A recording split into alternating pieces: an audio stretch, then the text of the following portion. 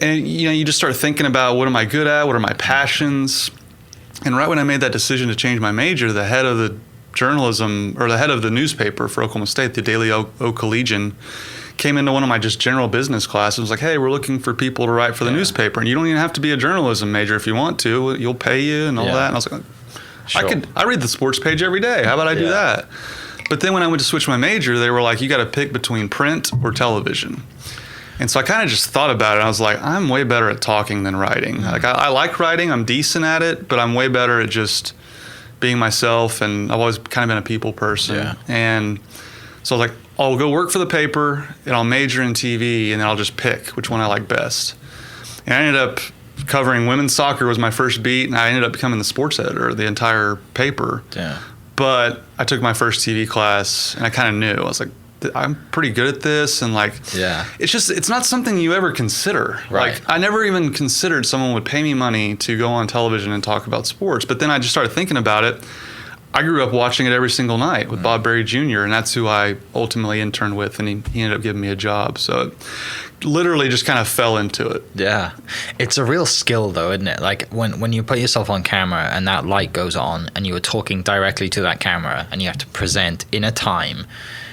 I mean, I have a lot of appreciation for people who do that because I've tried it, and it takes, like anything, it takes time to develop, and it's a skill, but I mean, it is harder than a lot of people think it is. It's like your golf swing. That's so pretty. You weren't just born with that. You had to practice it. Right. It's the same thing. And I was bad when I first. Everyone's bad. Sure. Their first time trying to do a stand up, we were trying to act natural. It's just it's hard. It's really hard, and it takes like reps are the most important thing. Just like I'm sure your golf swing too. And I work with a lot of interns that come through Channel 5, and I've gone to colleges and spoken to their students about it. And the one thing that was beaten into my head from Bob Berry Jr. and Bob Berry Sr. that I try to beat into the heads of young broadcasters now is you just got to be yourself, and the viewer will decide if they like you or not. If you try to be anyone other than yourself, it's going to come across as phony. Yeah. And so that took me a lot of time to kind of find my voice and kind of find my personality into my sportscasts. Because when you first start, you want to sound like the guys you saw on Sports Center. Well, I'm not Stuart Scott. Yeah. I'm Carson Cunningham. I'm a totally different person. And so it's the hardest thing to do is to act natural on camera. It's one of the hardest things you can learn to. But just the more you do it, the more comfortable I am now. Like there's a lot of times where I don't even write a script because I think I'll be better. Yeah. Like when I'm standing here with the anchors, I'm not writing anything. I just want to be me, and that's the only way to do it. Yeah. So you're at OSU, you find your passion, you go into it, and you figure out that I'm actually pretty natural on TV. Where does it go from there? You said you covered women's soccer, and then you become the editor. Like, tell me through that process. Yeah, just kind of paid my dues with the newspaper, and just people graduate, and you kind of just work your way up, and became the lead sports writer. And then the sports editor job was open. I was like, well, that'll look good on a resume, so I'll be the sports editor. And the whole time I was majoring in broadcast and turning out stories, and I was covering the football press conferences for OSU.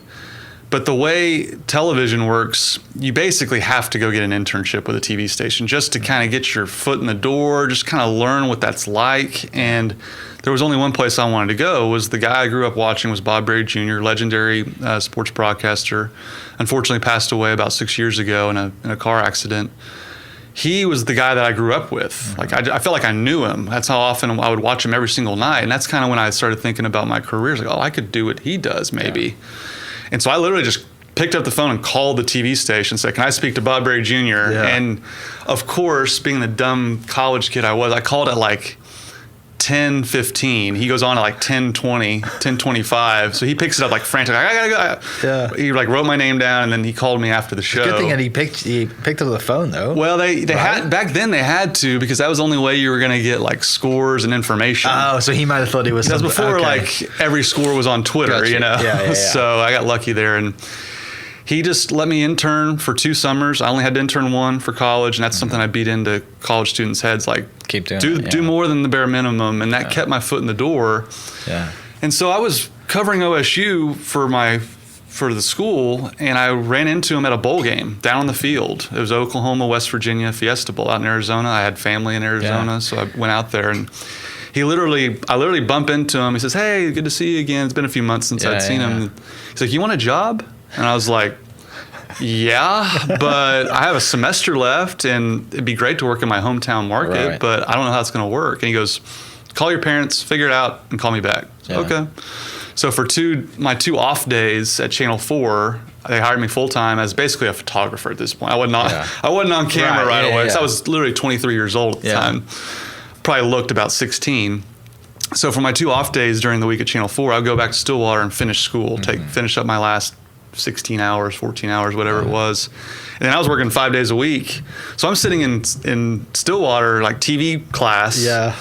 And I'm already an employee at Channel 4. My classmates probably thought thought my head was this big around. They probably thought I was the coolest. They probably thought I was the coolest guy ever. And it was a long semester. It was really hard. I had a college girlfriend at the time. It was hard on us, but it was so worth it having a job in my home market, because guys like me typically go to small town Texas and pay their dues and make no money. Bob Jr., when he started, was eating relish sandwiches. That's all he could afford. His dad sent him a bunch of jars of relish. Ugh.